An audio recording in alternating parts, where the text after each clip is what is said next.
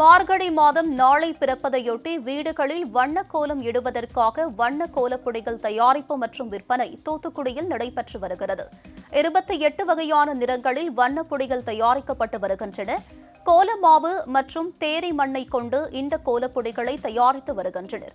ஆனால் முன்பு இலவசமாக கிடைத்த தேரை மணல் இப்பொழுது ஒரு யூனிட் 3000 ரூபாய்க்கு விற்பனை செய்யப்படுவதால் தாங்கள் சிரமமடைந்து வருவதாக கோலப்பொடி தயாரிப்பாளர்கள் தெரிவித்துள்ளனர்.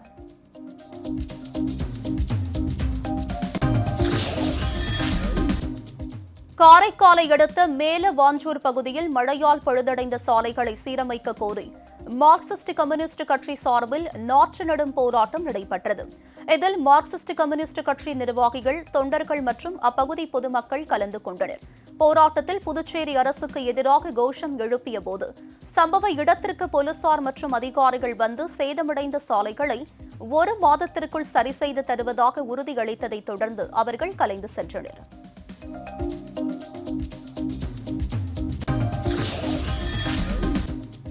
தூத்துக்குடி மாவட்டம் உடன்குடி அருகே உள்ள தேரை குடியிருப்பு கற்குவேல் ஐயனார் கோவில் கள்ளர் வெட்டு திருவிழா நாளை நடைபெற உள்ளது. ஆனால் கொரோனா தொற்று நோயை கட்டுப்படுத்தும் விதமாக நாளை நடைபெறும் கள்ளர் வெட்டு திருவிழாவிலும் நாளை மறுநாளும் பக்தர்கள் கலந்து கொள்ள அனுமதி மறுக்கப்பட்டுள்ளதாக மாவட்ட கண்காணிப்பாளர் திரு ஜெயக்குமார் தெரிவித்துள்ளார்.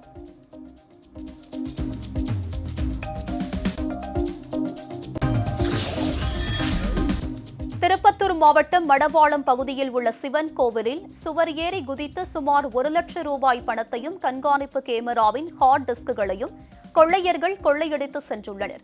மேலும் கதவை தொட்டாலே சத்தம் எழுப்பும் விதமாக பாதுகாப்பிற்காக வைக்கப்பட்டிருந்த அலாரத்திற்கு செல்லும் கேபிளை துண்டித்து அதன் பிறகு கோவிலுக்குள் இருக்கும் கதவுகளை உடைத்து உண்டியலில் இருந்த பணத்தை கொள்ளையடித்து சென்றுள்ளனர்.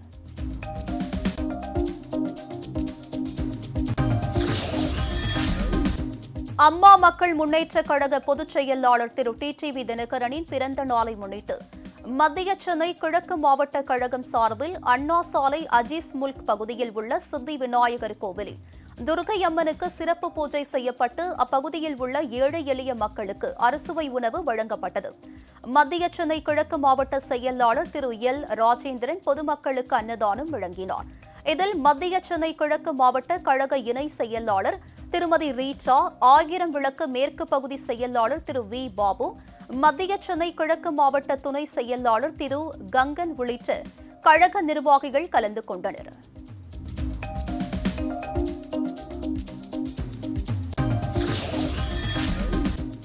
கேப்டன் வருண் சிங் மறைவுக்கு தெலுங்கானா துணைநிலை ஆளுநர் திருமதி தமிழிசை சவுந்தரராஜன் இரங்கல் தெரிவித்துள்ளார். கேப்டன் வருண் சிங் உயிரிழந்த செய்தி அதிர்ச்சி அளிப்பதாகவும் அவரை இழந்து வாடும் அவரது குடும்பத்தினருக்கு ஆழ்ந்த இரங்கலையும் ஆறுதலையும் தெரிவித்துக் கொள்வதாகவும் திருமதி தமிழிசை சவுந்தரராஜன் தெரிவித்தார். குன்னூர் ராணுவ ஹெலிகாப்டர் விபத்தில் படுகாயமடைந்து 1 வாரமாக சிகிச்சை பெற்று வந்த கேப்டன் வருண் சிங் சிகிச்சை பலனின்றி இன்று உயிரிழந்தார்.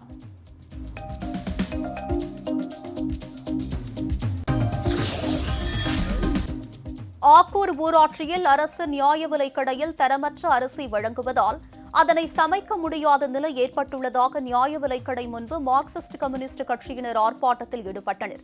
மயிலாடுதுறை மாவட்டம் தரங்கம்பாடி தாலுகா ஆக்கூரில் உள்ள அரசு நியாய விலைக் கடையில் பொதுமக்களுக்கு வழங்கப்படும் அரிசி தரமற்றதாக சமைக்க முடியாத நிலையில் இருப்பதால் அதனை நம்பியுள்ள ஏழை குடும்பத்தினரை அவதியுறுவதாக அவர்கள் தெரிவித்தனர்.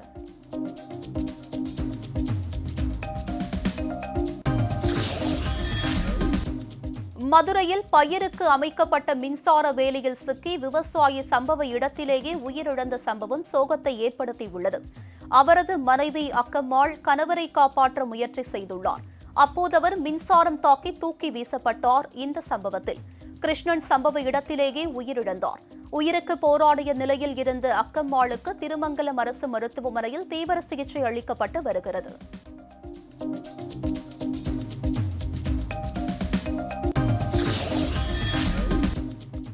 கரூர் மாவட்டத்தில் குழந்தை திருமணங்கள் அதிகமாக நடைபெறும் கடவூர், கிருஷ்ணராயபுரம் சுற்றுவட்டார பகுதியில் உள்ள பள்ளிகளில் இளந்தளிர் இல்லம் திட்டத்தின் மூலம் நேரடியாக சென்று விழிப்புணர்வு பிரச்சாரத்தில் ஈடுபட உள்ளதாக மாவட்ட ஆட்சியர் திரு பிரபு சங்கர் தெரிவித்துள்ளார். கரூரை அடுத்த வெண்ணெய்மலை பகுதியில் அமைந்துள்ள தனியார் பள்ளியில் இளந்தளிர் இல்லம் திட்டத்தின் கீழ் நடைபெற்ற விழிப்புணர்வு பிரச்சாரத்தில் மாவட்ட ஆட்சியர் பிரபு சங்கர் கலந்து கொண்டு மாணவிகள் மற்றும் பெற்றோர்களுடன் உறுதிமொழி எடுத்துக் கொண்டார்.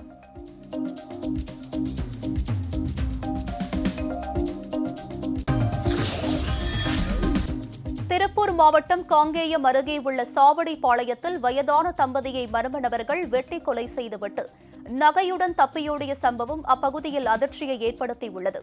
இன்று அதிகாலை முதியவரின் வீட்டிற்குள் புகுந்த மர்ம நபர்கள் தூங்கிக் கொண்டிருந்த வயதான தம்பதியினரை இரும்பு கம்பி உள்ளிட்ட கொடூர ஆயுதங்களால் அடித்து கொலை செய்துள்ளனர். பின் மூதாட்டியின் கழுத்தில் இருந்த 7 பவுண்ட் தங்கத்தாலை மற்றும் வீட்டில் இருந்த பணத்தையும் திருடி சென்றுள்ளனர்.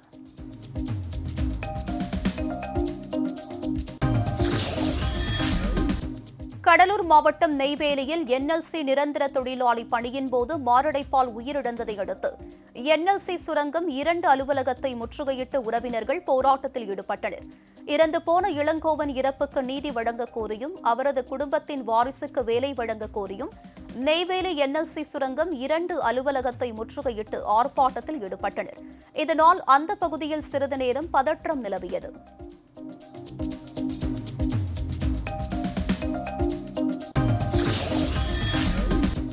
திருச்சி மாவட்டம் லால்குடி அருகே மாந்துரை கிராமத்தில் உள்ள தனியார் திருமண மண்டபத்தில் ஒருவடை பாதை ஓட்டுநர் தொழிற்சங்கத்தினர் மாநில பொதுக்குழு கூட்டம் இன்று காலை நடக்க இருந்தது.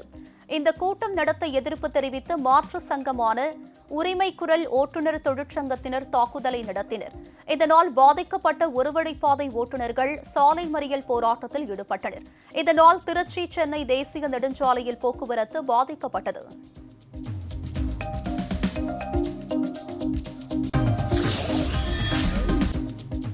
வேலூர் மாவட்டம் அணைக்கட்டு அருகே மலைவாழ் மக்கள் வசித்து வரும் மலை கிராமத்தில் அனிதா என்ற கர்ப்பிணி பெண்ணுக்கு பிரசவ வலி ஏற்பட்டது.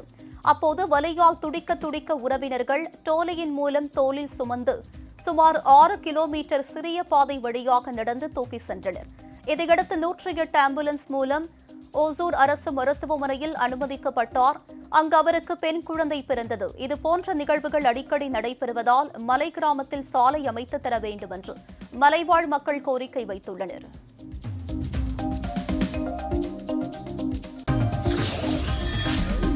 தென்காசி மாவட்டத்தில் பெய்த தொடர் மழையின் காரணமாக ஏந்தல் ஊர் கிராமம் அருகே முருகராஜ் என்பவரின் விவசாய நிலத்தின் மையப்பகுதியில் இருந்த கிணறு நிறையாததால் அதிசயமாக பார்க்கப்பட்டது.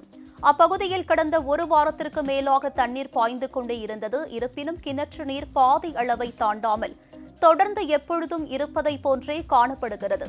இந்த அதிசய கிணறு தற்போது தென்காசி மாவட்டத்தில் ஒரு ஆச்சரிய பொருளாக பார்க்கப்பட்டு வருகிறது.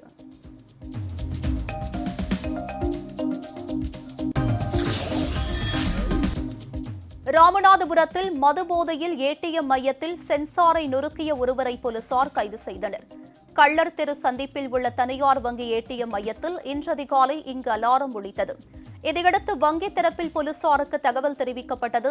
வங்கி பணியாளர்கள் அங்கு சென்று பார்த்தபோது ஏடிஎம் மையத்தில் பொருத்தப்பட்டிருந்த சென்சார் கருவி உடைக்கப்பட்டிருந்தது தெரியவந்தது. போலீசார் விசாரணையில் மதுபோதையில் அப்பகுதியில் வசிக்கும் சரவணன் என்பவர் அங்கு வந்தது தெரிந்தது. அவரை கைது செய்து விசாரணை மேற்கொண்டு வருகின்றனர்.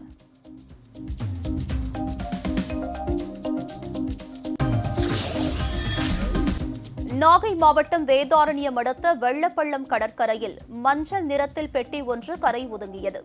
இதுகுறித்து மீனவர்கள் கீழையூர் கடலோர காவல் நிலையத்திற்கு தகவல் தெரிவித்தனர். கடலோர காவல் குழும போலீசார் கடற்கரைக்கு வந்து அதனை கைப்பற்றினர். இந்த கருவி கடலின் ஆழம், அலைகளின் வேகம், கடல் நீரோட்டத்தை அறிந்து ஆராய்ச்சி மேற்கொள்ள கடல் ஆராய்ச்சியாளர்கள் பயன்படுத்தும் கருவி என்பது தெரியவந்தது. கடலில் ஆராய்ச்சிக்காக மிதக்க விடப்பட்டிருந்த கருவி கரை ஒதுங்கி இருக்கலாம் என்று போலீசார் தெரிவித்தனர்.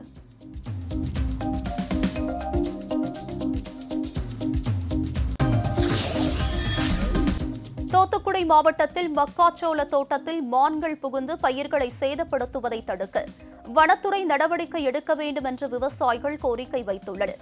கயத்தாறு அரசங்குளம் பகுதியில் சுமார் 50 ஏக்கரில் விவசாயிகள் மக்காச்சோளம் பயிர் செய்துள்ளனர். கடந்த சில நாட்களாக இரவு நேரங்களில் மக்காச்சோள தோட்டத்திற்குள் மான்கள் புகுந்து பயிர்களை சேதப்படுத்தி வருகிறது.